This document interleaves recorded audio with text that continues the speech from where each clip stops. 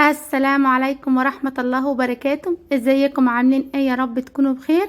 هنعمل الكنافة المدورة او كنافة الاساور او كنافة عش البلبل حسب ما بتسموها عندكم. هنعملها بطريقة سهلة وبسيطة وغير مكلفة، ومن نص كيلو كنافة هنعمل كمية كبيرة ما شاء الله. جربوها بنفس الطريقة ومش هتبطلوا تعملوها التاني، بجد طعمها حلو جدا جدا.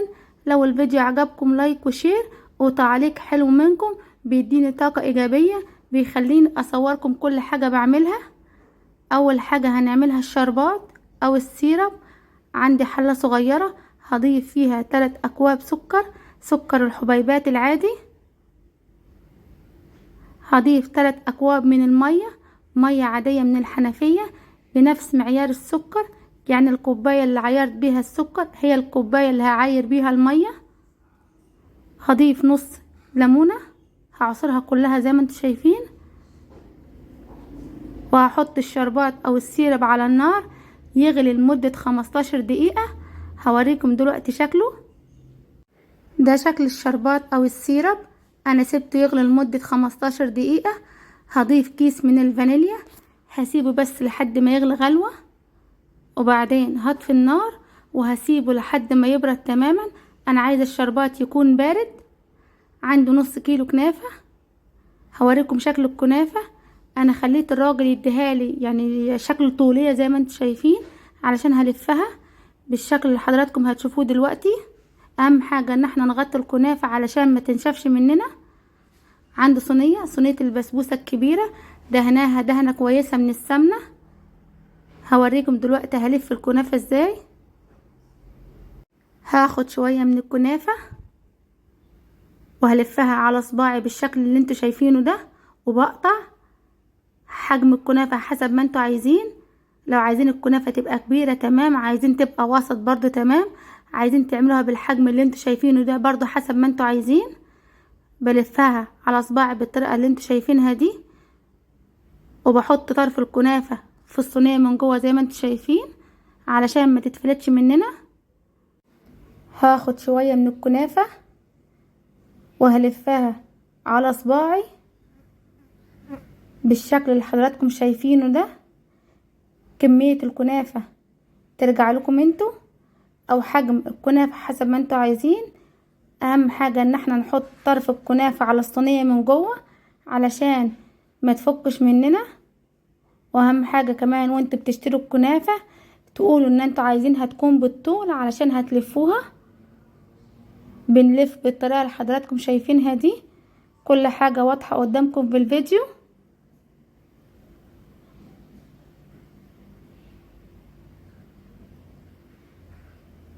باخد شوية من الكنافة، انا على قد ما بقدر بشرح لكم الطريقة، وبنفس الوقت كل حاجة واضحة قدامكم في الفيديو. بنلف وبحط في الصينية زي ما انتوا شايفين، وطرف الكنافة بيكون من جوه في الصينية.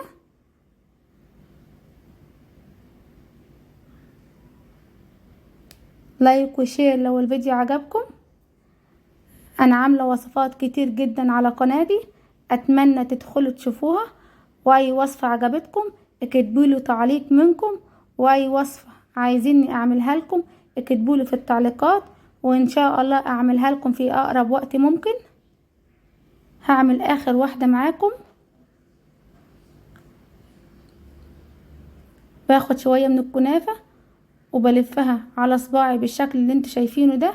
حجم الكنافة يرجع لكم انتوا. شايفين انا بلفها ازاي، وبحطها في الصينية زي ما انتوا شايفين. دي شكل الكنافة بعد ما لفتها. انا هلف كل كمية الكنافة بالطريقة اللي حضراتكم شفتوها.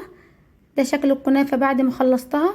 شايفين من نص كيلو كنافة عملت الكمية كلها دي. عندي كوب الا تلت من السمنة، اي نوع سمنة متوفرة عندكم. هرش على الوش من فوق. اهم حاجة ان احنا نكتر السمنة على الكنافة، هي اللي بتخلي الكنافة طرية معانا، طرية من جوه مقرمشة من بره زي ما حضراتكم هتشوفوا. هدهن الوش كويس من السمنة زي ما انتوا شايفين.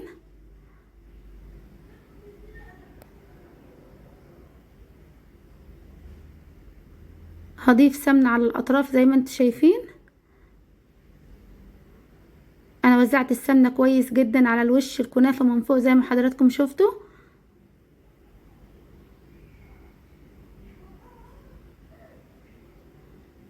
بالنسبة لطريقة التسوية، انا مولعة الفرن بقالها 10 دقايق. هدخلها على الرف الاوسط على درجة حرارة 210 لحد ما تاخد لون من تحت، وبعدين هولع الشواية هتاخد لون من فوق.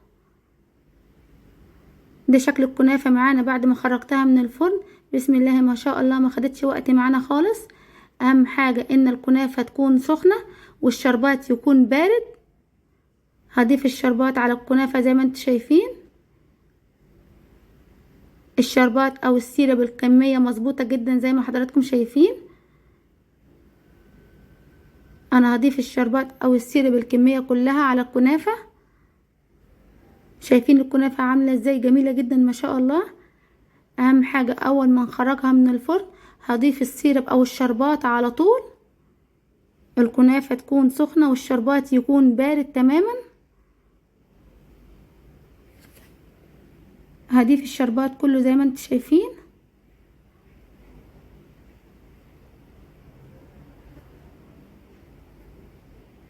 دي شكل الكنافة معانا بعد ما ضفت كل كمية الشربات.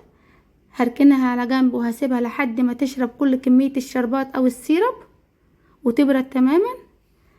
ده شكل الكنافة معانا جميلة جدا ما شاء الله، طرية جدا ومقرمشة. هوريها لكم دلوقتي. هوريكم الكنافة عاملة ازاي.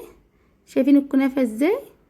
مقرمشة من بره، طرية جدا من جوه، واخدة اللون الجميل، شاربة الشربات كله او السيرب كله زي ما انتم شايفين. عندي معلقة كبيرة من جوز الهند الناعم، ده ممكن تستغنوا عنه خالص، بس بجد بيدي شكل جميل للكنافة وطعم اجمل. هرش على الكنافة من فوق زي ما انتم شايفين. الكنافة جميلة جدا ما شاء الله، وريحتها جميلة جدا وقلبة المكان كله، وبجد طعمها جميل جدا. شكل الكنافة جميل جدا زي ما انتم شايفين. هوريكم دلوقتي الكنافة عاملة ازاي وازاي شكلها جميل، واخدة اللون الجميل من فوق ومن تحت. شايفين الكنافة عاملة ازاي؟ ومن نص كيلو كنافة عملنا الكمية اللي حضراتكم شايفينها دي. هوريكم دلوقتي الكنافة. ده شكل الكنافة معانا. وبكده فيديو النهاردة يكون خلص معانا. لو عجبكم فيديو النهاردة ما تنسيش اللايك والشير والسبسكرايب وتفعيل زر الجرس علشان يوصل لكم كل جديد. والسلام عليكم ورحمة الله وبركاته.